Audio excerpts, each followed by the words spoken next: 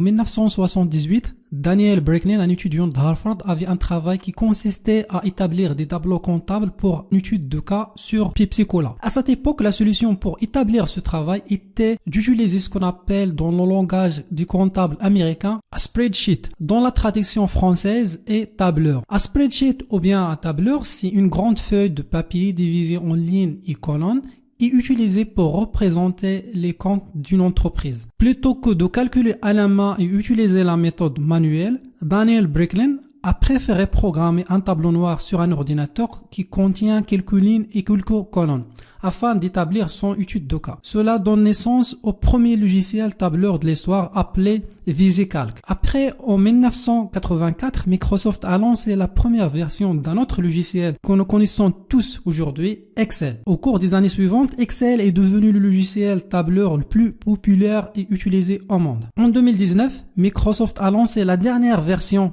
de ce logiciel, Excel 2019. En ce qui concerne les fonctionnalités d'Excel, la première fonctionnalité sur laquelle on va travailler, c'est la création et la mise en forme d'un tableau. Dans cette fonctionnalité, on va découvrir ensemble l'interface Excel, comment changer le format des nombres, comment contrôler la mise en forme des cellules et d'autres choses. La deuxième fonctionnalité d'Excel, c'est le calcul numérique. Dans cette fonctionnalité, on va voir ensemble comment utiliser l'Excel à travers les formules ou bien les fonctions pour effectuer des calculs. La troisième fonctionnalité d'Excel, c'est la représentation graphique. Dans cette fonctionnalité, on va voir ensemble comment convertir un tableau qui contient des données à une représentation graphique. Et bien sûr, on va voir les différentes représentations graphiques qu'on peut faire avec Excel.